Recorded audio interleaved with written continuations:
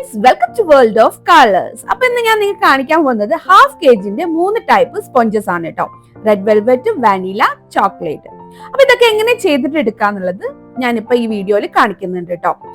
അപ്പൊ ആദ്യം ഞാൻ നിങ്ങൾക്ക് കാണിക്കുന്നത് സോഫ്റ്റ് ആൻഡ് ഫ്ലഫി ആയിട്ടുള്ള നല്ല സ്പോഞ്ചി ആയിട്ടുള്ള വാനില കേക്ക് ആണ് കേട്ടോ. അതിന് വേണ്ടിയിട്ട് ഞാനൊരു ബൗൾ എടുത്തു. ഇനി ഡ്രൈ ഇൻഗ്രീഡിയൻസ് ഒന്ന് ഞാൻ അരിച്ചെടുക്കാൻ പോവുകയാണ് കേട്ടോ. അപ്പൊ അതിന് വേണ്ടിയിട്ട് ഹാഫ് കപ്പ് മൈദ, നമ്മൾ ഹാഫ് കെ ജി കേക്ക് ചെയ്യുമ്പോൾ ഹാഫ് കപ്പ് മൈദയാണ് എടുക്കുക കേട്ടോ. പിന്നെ 1 ടീസ്പൂൺ ബേക്കിംഗ് പൗഡർ, പിന്നെ കുറച്ച് ഉപ്പ്, ഒരു പിഞ്ച് ഉപ്പ് ഇട്ട് കൊടുത്തിട്ട് ഇത് നന്നായിട്ടൊന്ന് അരിച്ചെടുക്കാം കേട്ടോ. അപ്പൊ ഈ ഡ്രൈ ഇൻഗ്രീഡിയൻസ് നമുക്ക് നന്നായിട്ട് അരിച്ചിട്ട് അതൊന്ന് മാറ്റി വെക്കാം. ഓക്കെ, ഇനി ഞാൻ ആഡ് ചെയ്യുന്നത് എഗ് ആണ്. ഞാൻ ഇവിടെ എടുത്തിട്ടുള്ള 2 മുട്ടയാണ് കേട്ടോ.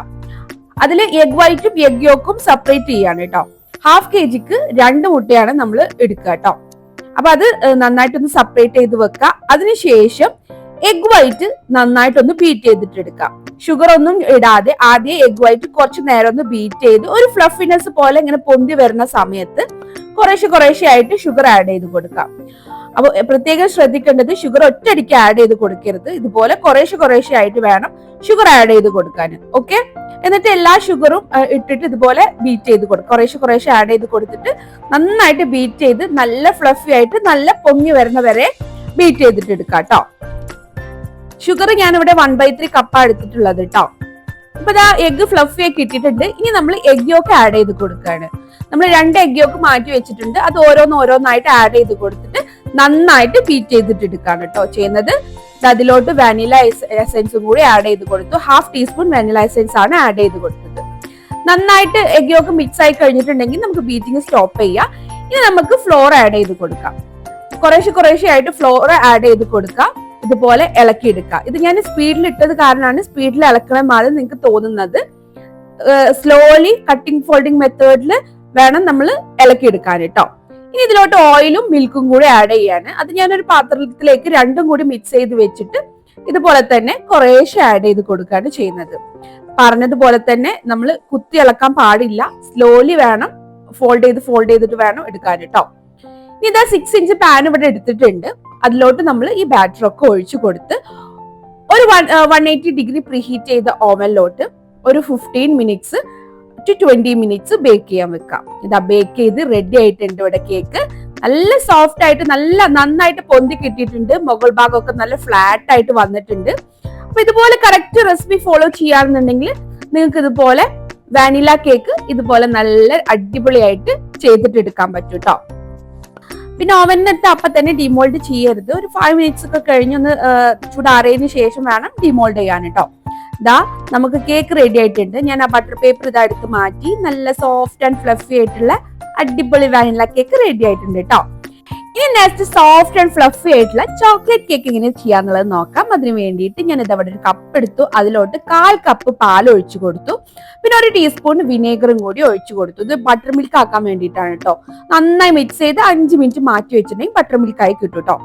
ഇനി ഇതാ വേറൊരു ബൗൾ എടുത്തു. അതിലോട്ട് ഫ്ലോർ മിക്സ് അരിച്ച് വെക്കാൻ പോവുകയാണ്. അതിന് വേണ്ടിയിട്ട് 1/2 കപ്പ് മൈദ ഇട്ട് കൊടുത്തു. 1.5 ടേബിൾ സ്പൂണ് കൊക്കോ പൗഡർ ഇട്ട് കൊടുത്തു.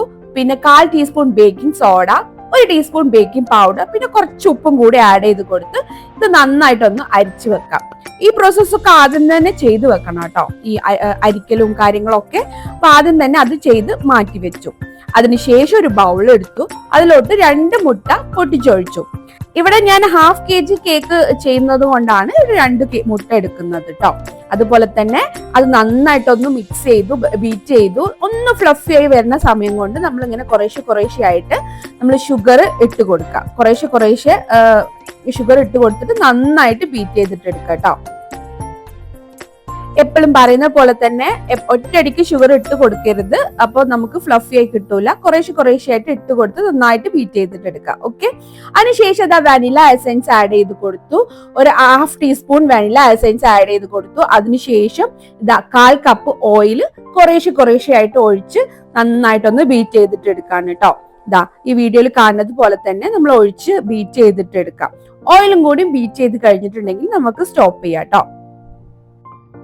ഇപ്പൊ എഗ്ഗ് റെഡി ആയിട്ടുണ്ട്. എഗ്ഗും ഓയിലൊക്കെ നന്നായിട്ട് മിക്സ് ആയി വന്നിട്ടുണ്ട്. ഇനി നമുക്ക് ഇതിലോട്ട് ഡ്രൈ ഇൻഗ്രീഡിയൻസ് ആഡ് ചെയ്ത് കൊടുക്കാം. നമ്മൾ നേരത്തെ അരിച്ച് മാറ്റി വെച്ചിട്ടുള്ള ഡ്രൈ ഇൻഗ്രീഡിയൻസ് ഒന്ന് ഇളക്കി കൊടുക്കുക.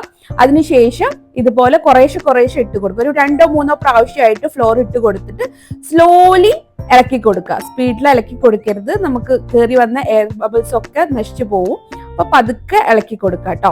ഇതിൽ ഞാനിപ്പോ ഒന്ന് സ്പീഡ് കൂട്ടിയിട്ടതാണ്, അതാണ് നിങ്ങൾക്ക് സ്പീഡായിട്ട് തോന്നുന്നത്. ഓക്കെ, അപ്പൊ ഇതുപോലെ ഇട്ട് കൊടുത്ത് നന്നായിട്ടൊന്ന് മിക്സ് ചെയ്തിട്ട് എടുക്കാം. അപ്പൊ ഫ്ലോർ ഒക്കെ നന്നായി മിക്സ് ചെയ്ത് കഴിഞ്ഞു. ഇനി നേരത്തെ നമ്മൾ മാറ്റി വെച്ചിട്ടുള്ള പാലുണ്ടല്ലോ, പാല് വിനേഗർ ഒഴിച്ച് ബട്ടർ മിൽക്ക് ആക്കി വെച്ചത്, അതും ഇതുപോലെ കുറേശ്ശെ ആഡ് ചെയ്ത് കൊടുത്തിട്ട് നന്നായിട്ടൊന്ന് മിക്സ് ചെയ്ത് കൊടുക്കാം. ബാറ്റർ ഇപ്പൊ ഇവിടെ റെഡി ആയിട്ടുണ്ട്. ഇനി നമുക്ക് ഇത് കണ്ടെയ്നറിലേക്ക് മാറ്റാം കേട്ടോ. ഞാനിവിടെ 6 ഇഞ്ച് കണ്ടെയ്നർ ആണ് എടുത്തിട്ടുള്ളത്. അപ്പോൾ 6 ഇഞ്ചിൽ ഈ ബാറ്റർ മുഴുവനായിട്ട് ഞാൻ ഒഴിക്കുന്നുണ്ട് കേട്ടോ. അപ്പൊ ബാറ്റർ ഒന്ന് സെറ്റ് ആവാൻ വേണ്ടിട്ട് ഒന്ന് ടാപ്പ് ചെയ്ത് കൊടുക്കുക. അതിനുശേഷം 170 ഡിഗ്രി പ്രീഹീറ്റ് ചെയ്ത ഓവനിലോട്ട് ഒരു 15 to 20 മിനിറ്റ്സ് ബേക്ക് ചെയ്യാൻ വെക്കാം കേട്ടോ. ബേക്കായി ഇവിടെ റെഡി ആയിട്ടുണ്ട്, നല്ല സോഫ്റ്റ് ആയിട്ട് കിട്ടിയിട്ടുണ്ട്. ഒരു 5 മിനിറ്റ്സ് ചൂടാറാൻ വെക്കുക. ചൂടാറി കഴിഞ്ഞതിന് ശേഷം നമുക്ക് ഡിമോൾഡ് ചെയ്യാം കേട്ടോ. അതുപോലെ സൈഡിലൊന്ന് ഇളക്കി കൊടുത്തിട്ടുണ്ടെങ്കിൽ ഇതുപോലെ നമുക്ക് ഈസിയിൽ കിട്ടും. അപ്പൊ സോഫ്റ്റ് ആൻഡ് ഫ്ലഫി ആയിട്ടുള്ള ചോക്ലേറ്റ് കേക്കും അങ്ങനെ റെഡി ആയിട്ടുണ്ട്. നന്നായിട്ട് പൊന്തി വന്നിട്ട് നല്ല സോഫ്റ്റ് കിട്ടിയിട്ടുണ്ട് കേട്ടോ. റെഡി ആയിട്ടുണ്ട്. അടുത്ത ഞാൻ ഇവിടെ ചെയ്യാൻ പോകുന്നത് 1/2 kg റെഡ് വെൽവെറ്റ് കേക്ക് ആണ് കേട്ടോ. അപ്പൊ നല്ല സോഫ്റ്റ് ആൻഡ് ഫ്ലഫി ആയിട്ടുള്ള റെഡ് വെൽവെറ്റ് കേക്ക് എങ്ങനെ തയ്യാറാക്കാന്നുള്ളത് നോക്കാം. ആദ്യം തന്നെ ഞാൻ ഡ്രൈ ഇൻഗ്രീഡിയൻസ് ആണ് അരിച്ചെടുക്കാൻ പോകുന്നത്. അതിന് വേണ്ടിയിട്ട് ഇവിടെ 1/2 കപ്പ് മൈദ എടുത്തിട്ടുണ്ട്. പിന്നെ 1/2 ടേബിൾ സ്പൂൺ കൊക്കോ പൗഡർ, പിന്നെ 1/2 ടീസ്പൂൺ ബേക്കിംഗ് പൗഡറും പിന്നെ കുറച്ച് ഉപ്പും കൂടി ആഡ് ചെയ്ത് നന്നായിട്ടൊന്ന് അരിച്ചെടുക്കാം കേട്ടോ. അരിച്ച് ഇതൊന്ന് ഇളക്കി ഒന്ന് മിക്സ് ചെയ്ത് നമുക്ക് മാറ്റി വെക്കാം കേട്ടോ. നെക്സ്റ്റ് എഗ് മിക്സിംഗ് ആണ്. ഞാനിവിടെ 2 എഗ്ഗാണ് എടുത്തിട്ടുള്ളത്. ഇത് ഞാൻ സെപ്പറേറ്റ് ചെയ്യുന്നില്ല, അത് അങ്ങനെ തന്നെയാണ് ഞാൻ ബീറ്റ് ചെയ്യാൻ പോകുന്നത് കേട്ടോ. 2 എഗ്ഗും അതേപോലെ തന്നെ ഇട്ട് കൊടുത്ത് നന്നായിട്ടൊന്ന് ബീറ്റ് ചെയ്തിട്ട് എടുക്കാം. നന്നായി ബീറ്റ് ചെയ്ത് വരുമ്പോൾ അതിലോട്ട് vanilla essence 1/2 teaspoon vanilla essence add ചെയ്ത് കൊടുക്കാം. അതിനുശേഷം കുറേശ്ശെ ആയിട്ട് ഷുഗർ 1/3 കപ്പ് ഷുഗർ ആണ് ഞാൻ ഇവിടെ എടുത്തിട്ടുള്ളത്. അത് കുറേശ്ശെ ആഡ് ചെയ്ത് നന്നായിട്ടൊന്ന് ബീറ്റ് ആയിട്ട് വരട്ടെ.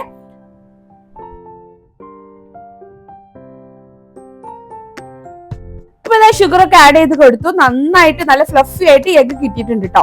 ഇനി ഇതിലോട്ട് നമുക്ക് ഡ്രൈ ഇൻഗ്രീഡിയൻസ് ആഡ് ചെയ്ത് കൊടുക്കാം. നമ്മൾ മാറ്റി വെച്ച ഡ്രൈ ഇൻഗ്രീഡിയൻസ് കുറേശ്ശെ ആഡ് ചെയ്ത് കൊടുക്കാം. നന്നായിട്ടൊന്ന് മിക്സ് ചെയ്തെടുക്കാം.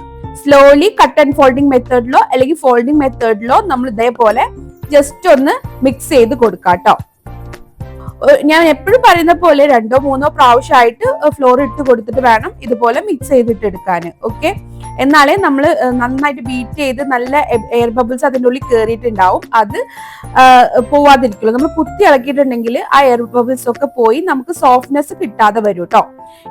ഇനി അടുത്തത് 2 ടേബിൾ സ്പൂൺ പാലും 2 ടേബിൾ സ്പൂൺ ഓയിലും കൂടി ഞാൻ മിക്സ് ചെയ്തു. അതിലോട്ട് 1/2 ടീസ്പൂണ് റെഡ് കളറും കൂടി ആഡ് ചെയ്ത് നന്നായിട്ടൊന്ന് മിക്സ് ചെയ്ത് വെച്ചു. അത് നമ്മൾ ബാറ്ററിലോട്ട് ഒഴിച്ചു കൊടുത്തിട്ട് ഇതുപോലെ മിക്സ് ചെയ്തെടുക്കാം. സാധാരണ മിക്സ് ചെയ്യുന്ന പോലെ മിക്സ് ചെയ്തെടുക്കുക.